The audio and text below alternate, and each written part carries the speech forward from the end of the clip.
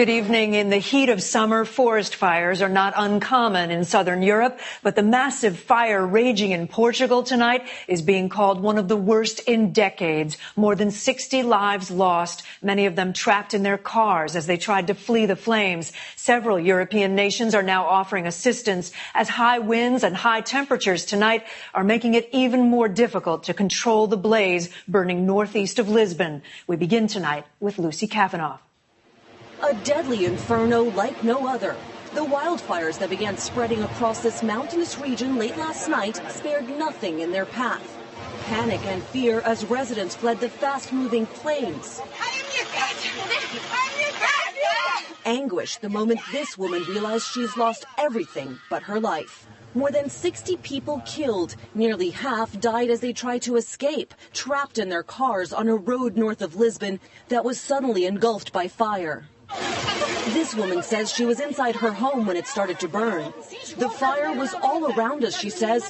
The firefighters came in to get us because we could hardly breathe. As for the house, it must have burned for sure. As helicopters ferried the injured to hospitals, entire villages were evacuated to safety. The survivors left with nothing. Euronews reporter Filipa Soares was on the scene of a relief effort underway. Portuguese people are showing their solidarity to the victims of the fires. The ones who escaped are donating food, drinks and clothes to the ones who have lost everything. Dozens of fires have broken out during Portugal's latest heat wave, but the one still burning in the area called Pedrógão Grande claimed the most lives.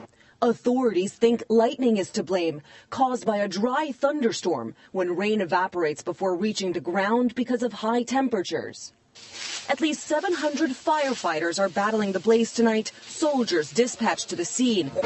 Spain and France pitching in with water-dumping helicopters as the fire continues to spread. 3 days of mourning have been declared for the victims, whose numbers are likely to rise.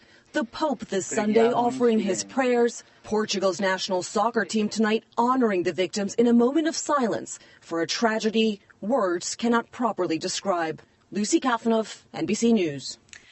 Back in this country, there are wildfire concerns as well. In southern Utah, a wildfire has forced the evacuation of the entire town of Bryan Head. Hundreds of people left the small ski town on Saturday after the evacuation order was put into effect. It's not clear when residents might be able to return. That comes as western states are dealing with dangerously high temperatures, extreme heat gripping areas from central California over to Arizona. Temperatures in some areas expected to climb well over 110 degrees tomorrow. The forecast includes a high of 119 degrees in Palm Springs and 118 in Phoenix. The search for 7 missing U.S. sailors off the coast of Japan was called off today. Their bodies were discovered in flooded compartments of the USS Fitzgerald that collided with a cargo ship on Friday. Many questions remain this evening as the investigation into that massive collision continues. Janice Mackey-Freyer reports tonight from the Yokosuka U.S. Navy base in Japan. The frantic search for 7 missing sailors is now over after divers found their bodies in the flooded sleeping cabins of the destroyer. As to how much warning they had, I don't know. That's going to be found out during the investigation. Where the cargo ship struck the USS Fitzgerald in the middle of the night, a huge gash. As water flooded in, the crew scrambled to keep the ship from sinking. It took 16 hours to tow the USS Fitzgerald back to port here. It was only then that divers were able to access the damaged section to make their discovery. The search now for answers. How could an advanced U.S. warship collide with a cargo ship more than 3 times its size? The weather was clear. The ACX Crystal on a normal run to Tokyo. Also in question, the time the collision happened. U.S. officials have said the Fitzgerald was struck at 2:20 a.m. But late today, an official with Japan's Coast Guard told NBC News it was closer to 1:30 a.m. Marine traffic records show the Crystal made a U-turn at 2:05, something investigators will look at. Japanese investigators say they will talk to both crews to determine if there was negligence. The container ship, leased by a Japanese firm, suffered dents and scrapes, but none of the 20 Filipino crew members were injured. Several investigations are underway. But the Navy says the focus right now is on the families of the sailors who were missing and are now gone. We owe it to our families and the Navy to understand what happened. Janice Mackey-Freyer, NBC News, Yokosuka, Japan. Breaking news in the conflict in Syria this evening. A U.S. warplane shot down a Syrian aircraft that had dropped bombs near U.S.-backed forces earlier today. This marks the first time the U.S. has shot down a manned Syrian aircraft. The U.S. military said in a statement the jet was shot down in self-defense of coalition-partnered forces. President Trump back at the White House this evening after his first weekend visit to Camp David. It comes as his lawyer insists that he is not under investigation for obstructing the Russia investigation, just days after the president said he was under investigation on Twitter. Kelly O'Donnell is following all the day's developments from Washington. On this Father's Day, the Trumps returning from their first visit to Camp David. And back to the heat. The political fever over the Russia investigation. He's not afraid of the investigation. There is no investigation. I want to be clear here. Spanning Sunday morning TV screens, one of the president's personal lawyers going on offense. But there is not an investigation of the president of the United States, period. But contradicting the president's own social media admission made Friday. I am being investigated for firing the FBI director. Notably, the president did not repeat that today in a trio of tweets where he denounced the distraction of the witch hunt. The president's apparent admission dismissed by his lawyer as just a response to news stories. But the discrepancy set off sparks. You don't know that he isn't under investigation now, do you? Well, no one's notified us that he is, so I can't read people's minds. I know that, but that's... Jay Sekulow is expected to be the public face of the Trump defense. A team led by the president's longtime New York real estate lawyer, Mark Kasowitz, and his partner, Michael Bowie. And bringing the heft of Washington criminal defense experience, veteran attorney John Dowd. While this is the Washington headquarters for the government's team, led by special counsel Robert Mueller, with about a dozen senior-level lawyers hired so far, with experience that includes the FBI and prosecuting white-collar, public corruption, and financial crimes cases. Meanwhile, the separate inquiries on Capitol Hill are progressing slowly. First, I can say categorically that the collusion or cooperation aspect of the investigation is not over. And as far as that goes, I'd say we're 20% into it. Wednesday, the intelligence committees will hear from former Obama Homeland Security Secretary Jay Johnson and state election directors about the scope of the Russian interference in 2016. That same day, President Trump will revive some of his campaign energy heading to Cedar Rapids, Iowa for a Trump-Pence event. That's campaign and not an official White House event. Kate? Kelly O'Donnell at the White House tonight. Thank you. In California, a new trend in the criminal justice system has some victims of violent crimes outraged. They're known as pay-to-stay jails. Criminals who can afford them pay to be at these high-end facilities and avoid the harsh realities of larger prisons. Tammy Leitner has the story from Los Angeles. They can watch movies any time of the day. They also have a little store that they can purchase snacks. It has amenities you might find at a hotel. But this is not a retreat. It's a jail. We've had lawyers. We've had doctors. We've had Catholic priests. It's called a pay-to-stay jail. And for criminals who have money, there are several dozen that offer a way to avoid the often violent, gang-ridden Los Angeles County Jail. Those who are wealthy are able to upgrade their facilities and stay in nicer jails than those who are poor, who might have committed the same exact crime. Among the most popular, this one in the Surfside community of Seal Beach. This is what $100 a day gets you. A semi-private cell, access to a phone anytime you want, even cable TV. I was completely shocked when I found out. Carol Markin hoped the man who sexually assaulted her would do hard time in prison.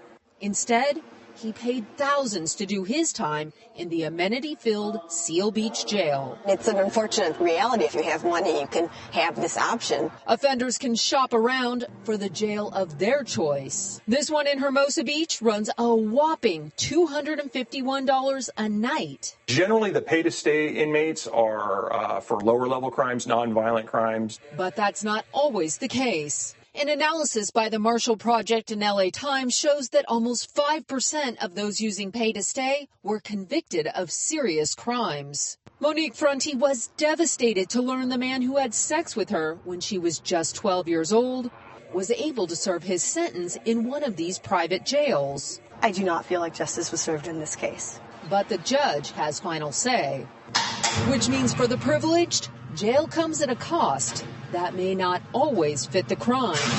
Tammy Leitner, NBC News, Los Angeles.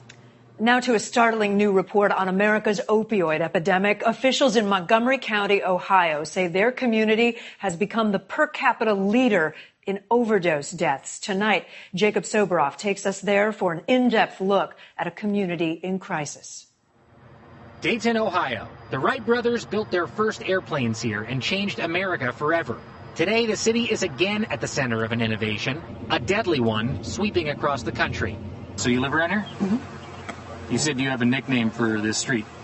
Morgue Avenue. Morgue Avenue. It's not Morgan, honey. It's Morgue. Which houses have people died in? What houses have not died in?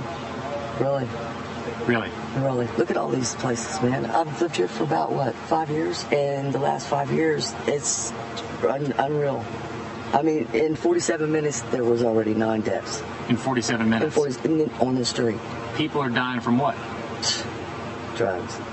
Over the past 2 years, fentanyl, a synthetic opioid that can be thousands of times stronger than heroin, has been flooding into places like here in Montgomery County, Ohio, where the overdose death rate has been skyrocketing.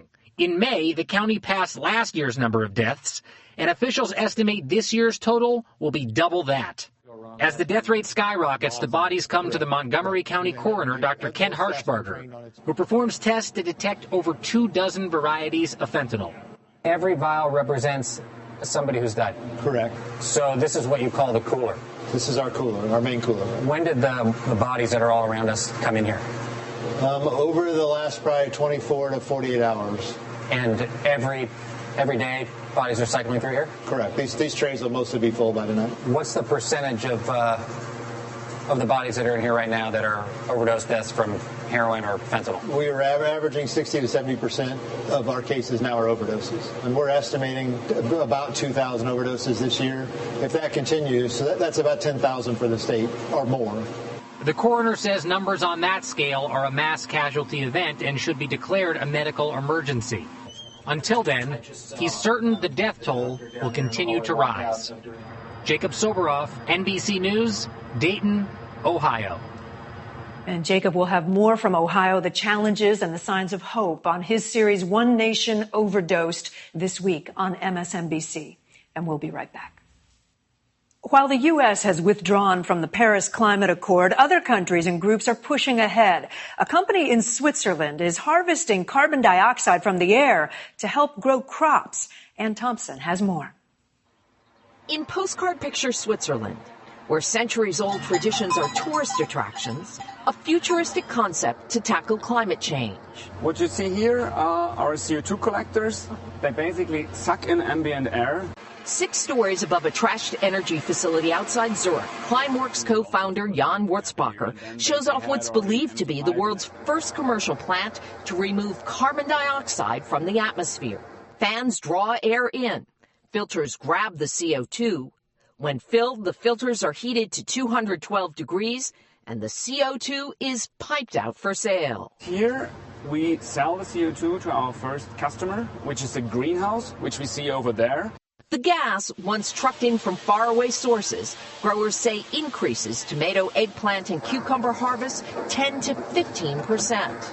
While this process helps vegetable growers, critics aren't quite sold. They claim that taking carbon out of the atmosphere is actually more inefficient than capturing it directly at the source, like when coal is burned. And they say it is far more expensive.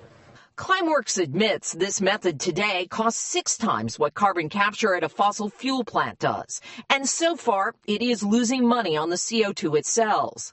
But climate expert Nicholas Gruber believes this is an important development in the fight against global warming. Is it a workable idea?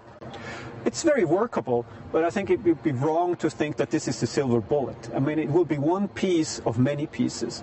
Climeworks hopes to sell the gas to beverage companies and synthetic fuel makers, and one day make this a carbon-negative process. Ultimately, with this technology, you can take out CO2 off the air and store it underground. The CO2 captured here in a year is equivalent to taking 200 cars off the road. Climeworks estimates it would take 250,000 of these plants to remove 1% of the Earth's CO2 by 2025. Today, it's taken what may be a small but crucial step to keep Switzerland and the Earth's beauty for generations to come. Ann Thompson, NBC News, Zurich. Up next, recycling realities. What happens to that Amazon box when you take it to the curb? Americans are spending more and more money shopping online than ever before, and every click of that buy button means at least one cardboard box heading to someone's home. Jolene Kent explains how that's changing the complexion of the country's recycling. These days, just about anything you could possibly want can be boxed up and shipped to your door.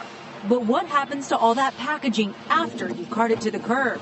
In San Francisco, it winds up here at Recology, a 200,000 square foot recycling plant that collects about 100 tons of cardboard each day. So what you have in San Francisco is really an all-out effort to get everything recycled. Now the impact of our online shopping has a color. If we were standing here 6-7 years ago, you'd see a lot more gray, you'd see a lot more newsprint and magazines. Today you see a lot of cardboard, a lot of brown. People are ordering a lot more things online, and they arrive in small and medium-sized cardboard boxes, and so you can see it right here. Last year, online sales exploded by nearly 25%, led by Amazon, responsible for nearly half of all online retail. Jessica Jellin loves her meal kit delivery service, but worries about all the packaging. I enjoy Blue Apron. I think it's great. And as it grows in popularity, I think smart people who like to use it will demand a little bit better environmental packaging. It's not just the boxes that are piling up, but all the plastic and padding that usually come with them.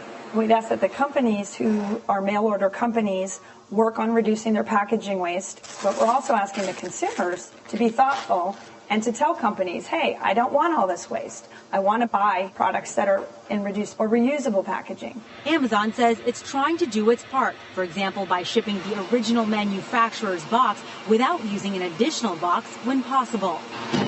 So what can consumers do? Break down your boxes to save space. Recology is upgrading its trucks and sorting equipment to keep up with the brown box boom. It's one reason for a proposed hike in garbage rates in San Francisco.